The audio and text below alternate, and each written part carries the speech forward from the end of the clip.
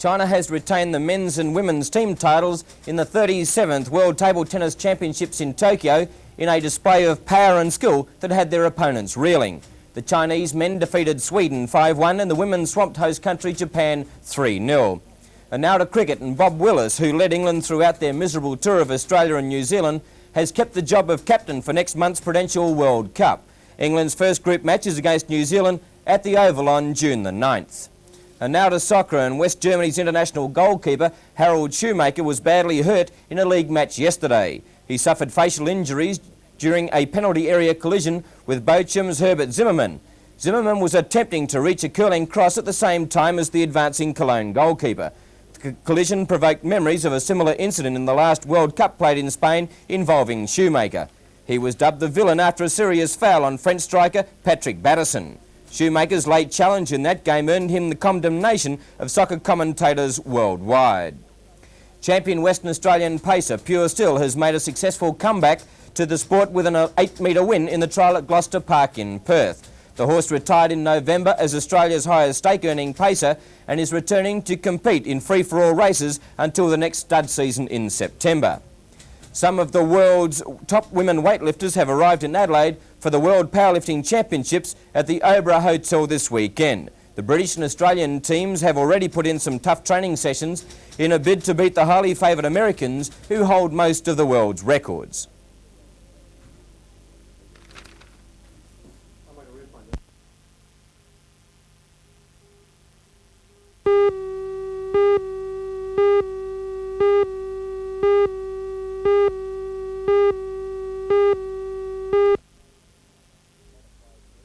It's not a closed meeting, it's open to any member of any union of rank and file to come and address the meeting and to put forward a point of view, and those members receive the same due consideration that any other member of any union, whether it be open cut or underground, would receive.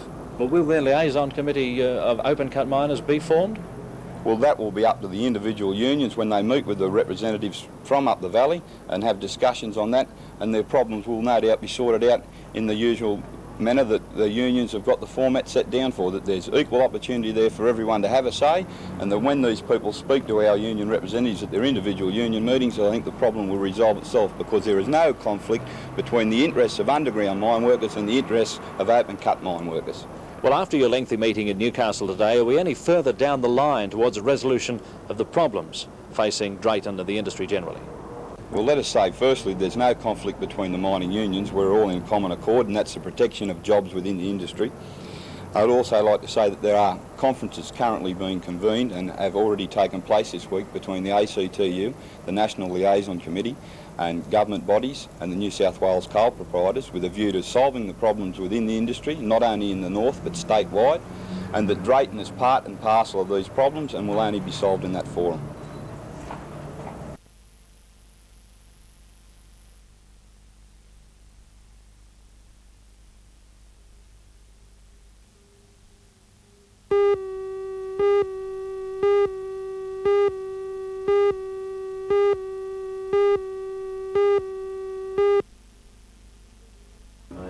The recently appointed state opposition leader has been in the limelight for the past week because of his active stance over the Wran-Humphreys controversy. Mr. Greiner is leading the call for an independent judicial inquiry into the matter. Last night he stated once again that Mr. Wran's action of simply suing the ABC for defamation is no guarantee that the truth will ever be known. The effect of what he has done, which is simply to take a personal legal action of his own for defamation, the effect of that is simply to make it very difficult for the truth to come out. Those particular charges may take months or probably years before they come to court. They may not come to court at all, they may be settled out of court. And even if they do come to court, it is quite possible that the narrow legal matter of defamation may be settled one way or another. But the broader questions, which are the questions that the ordinary person in the street is worried about, the allegations of interference in the course of justice, those allegations may not be completely and adequately settled. Mr. Greiner, do you expect to be successful in your push for an independent judicial inquiry? Well, so far, clearly I'm not having any success at all, nor for that matter has every major newspaper, all of which have come out in favour of an independent inquiry, nor for that matter of the 80% of Sydney people who are shown by a public opinion poll today to be in favour of an independent inquiry. But we propose to continue to press either for the independent inquiry, failing that for a recall of Parliament with the appropriate guarantees from the government that they will allow this matter to be discussed. And we've also demanded that the police act in accordance with their own obligations under their own Act and initiate an inquiry of their own initiative. The problems surrounding the Drayton open-cut mine near Muswellbrook were also raised at last night's media conference. According to Mr Greiner, Premier Wran should be using his industrial bargaining power to get the mine into production. Now clearly the Premier can't resolve it himself, and I'm not suggesting that he can. But on the other hand, the attitude he's taken, which is really the washing the hands, I can't do anything about it, is simply not good enough. He would be, in my opinion, an effective catalyst to enable the two sides to get together and to resolve the problem. Why do you think the Premier has chosen to stay out of the matter? I frankly don't know. I suspect it's because, as so often with this government, they are reluctant to be involved with a union problem where they don't see the chances of success as being very high.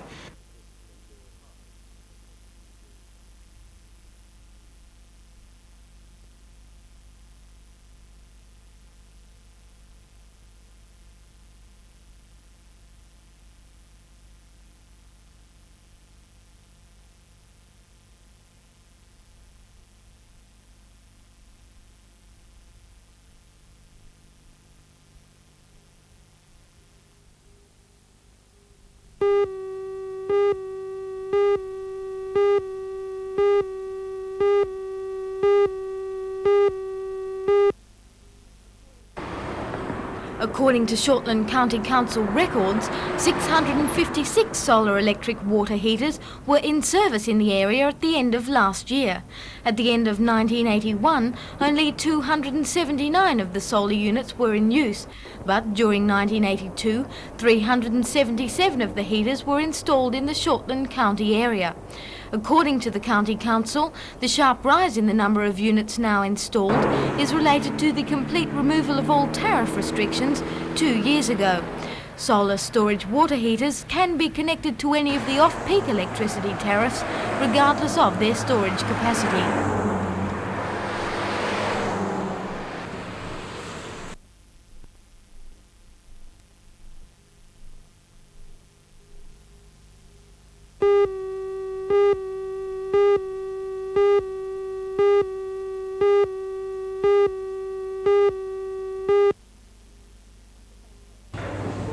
The Vacation Committee, which is funded by the state government, has been providing holiday activities for children in the Hunter Valley for many years, but the group believes a large number of parents are still not aware of the service. To try and promote the May holiday programs, the committee is holding a craft display at Newcastle's Market Town Shopping Centre. The display features craft work made by children during the last school holidays, but craft isn't all the vacation programs offer. There are craft activities given, but not only those, they provide things for sport, games, activities like horse riding, they can be roller skating, just the type of activities children would generally be interested in that possibly isn't provided in the normal home environment.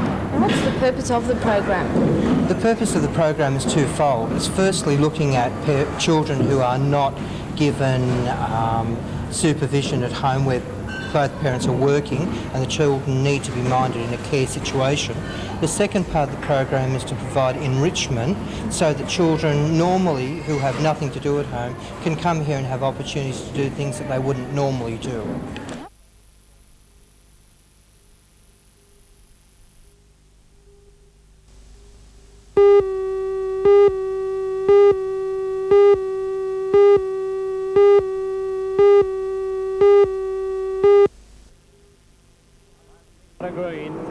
The last meeting of the year should see an exciting evening of racing, with the big hot rods getting their chance at a major trophy when they race for the Lions Charity Cup.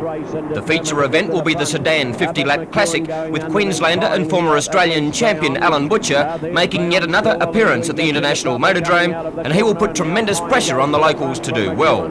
John Cartwright from Wollongong will be keen to defend his title, and Don McEwen and Graham Cowboy Lilford will be anxious to take it away from him. The meeting will also feature the stock saloons, which should provide great entertainment as they normally do, as will the magnificent fireworks display. Organisers are praying that it stays fine for tomorrow night, the last meeting of the 82-83 season.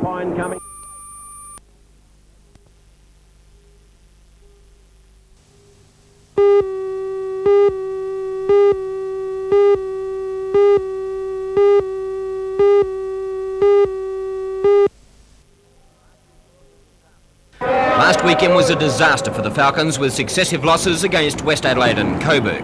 Coach Dennis Kibble pointed to woeful defence as a main contributing factor to the defeats, and he was working hard this week to correct an area which has plagued the Falcons over the last few weeks. With an average of 97.4 points per game scored, you would think that the team would be higher on the ladder than they are, but the figure of 94.6 points per game scored against them tells the story. So this weekend is paramount to the Falcons' chances of making the playoffs. They must defeat Illawarra at Wollongong, and then the big test match against the Brisbane Bullets up in Brisbane. All players realise the urgency of the situation and should win both matches. While there is no National Basketball League match in Newcastle this weekend, the Hunters are at home to Manly at the Sports Entertainment Centre tomorrow night. One of their leading players, Jim Bateman, is quite happy with his own form. Happy right now with the way I'm playing. Some games are up, some are down. I play better in some than others, like every other player, I guess. You've got a little score to settle with, Manly. They defeated you at home. Now you've got them at home. Yeah. How do you think you'll go? We should beat them. We were up by 15 down there. And then the second half, we fouled 4 guys out, 4 of our starters out, and that kind of reduced our power a little bit. And so at home, we should play well against them. The Hunters' other American import, Rusty Whitmarsh, gives his impression of the standard of the Southeastern League. Well, to tell you the truth, when I first came over here, I had heard some different things about it, how you should really do well. Since I've come over here, there's quite good basketball, a lot of good players over here, both Americans and Australian. Would you like to stay here and maybe try out for the National Basketball League teams? Well, right now I really don't know what I'm going to do. I have to go back to the States and kind of find out a few things there about my job situation, and I'm not really sure. Well, let's hope that against Manly tomorrow night you have a win and push the Hunters further up the ladder. Yeah, I think we should. No problem.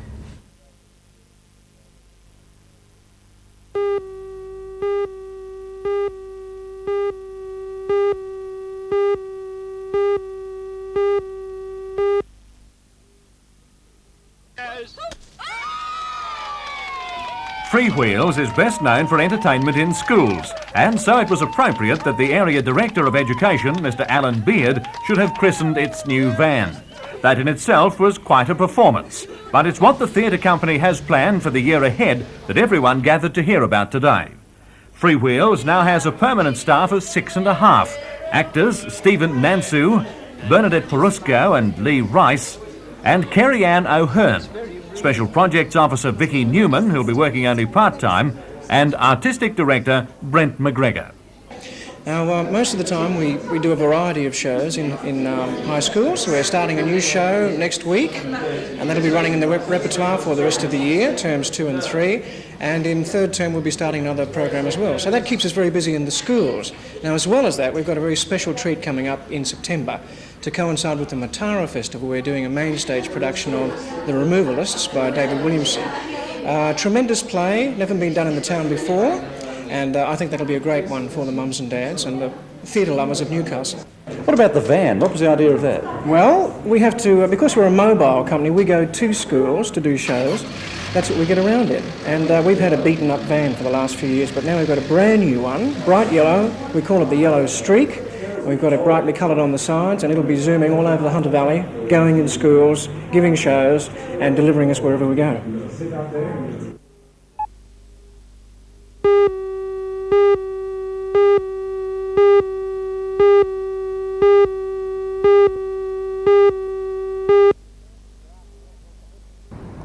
Good afternoon. Well, conditions should be perfect for fishing tonight, whether you want to fish outside or on the beach, around the rocks. You've got a high tide around about 5 o'clock this afternoon. Conditions for outside fishing, I would suggest, would be perfect tonight if you wanted to go tonight. I wouldn't fish out too far. In close seems to be the go. We've got light offshore winds, glassy seas, a nice roll on the beach, so should be absolutely perfect. Along the beaches there, Stockton Beach is producing good fish at the moment.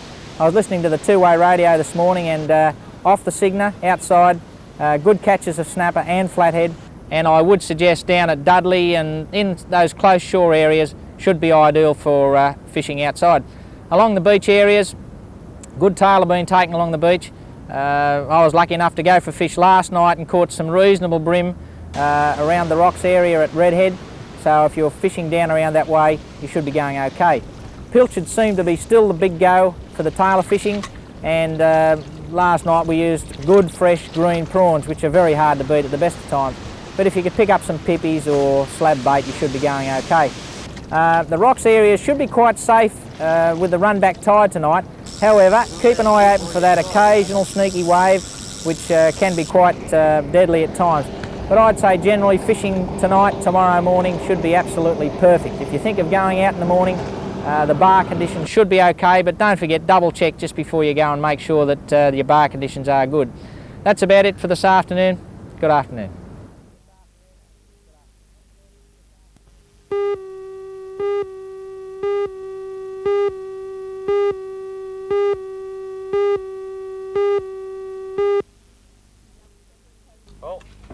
The young Central Coast shooter has a big future, according to the members of the Newcastle Gun Club, who have taken him under their wing. But David Wilson has been involved in competitive shooting now for 3 years.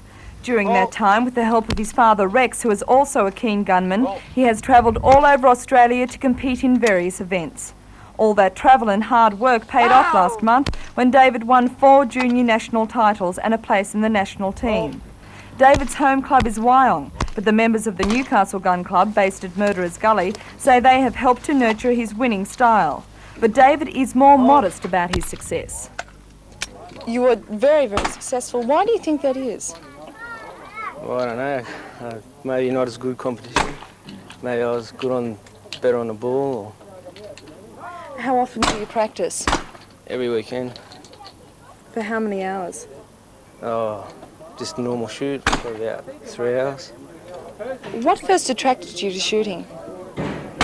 Well, I got taught by my grandfather from Gloucester, and my dad got invited up to a club at Carryall.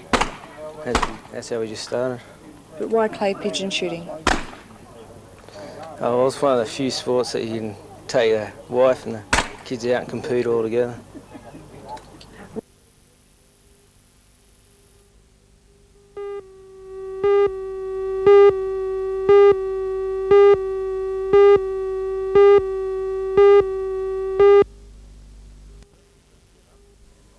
Mr Perkins has set up his tent on the dry bed of the Todd River, which the Aborigines claim is sacred ground.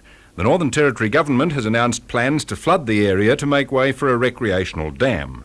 Mr Perkins has accused the Territory Government of trying to destroy all sacred sites to attack the land rights legislation.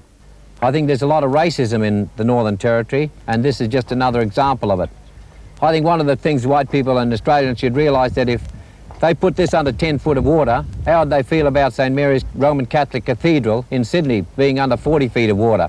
These are the sorts of things that people don't realise, that destruction of sacred sites, for example here in Alice Springs, is destruction of Australia's heritage for black and white people in this country. I think the federal government will and should intervene, and I believe that Mr Holding, the minister, has written to Paul Everingham and told him to stop doing this, to pick another site, and that if he does go ahead with this, some legal action will be taken against the Northern Territory Government because it's in contravention of the Heritage Act.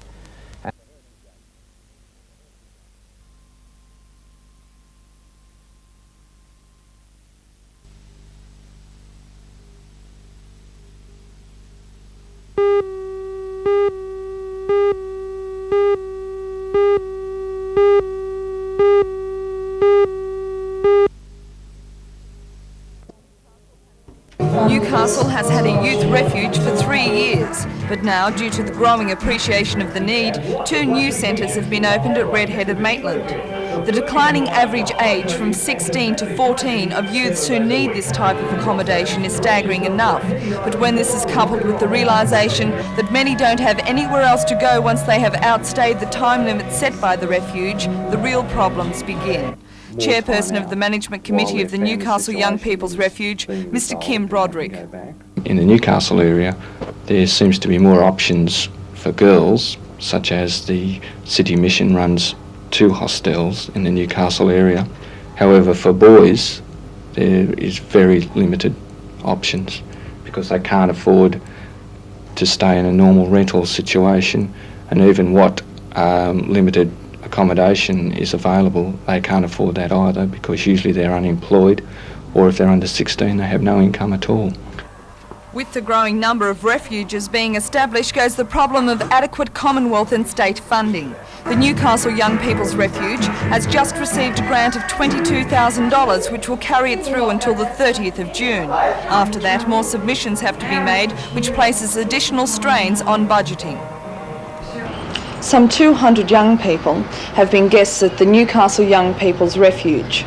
But the frightening part is that some 120 have had to be turned away because this refuge has been unable to help.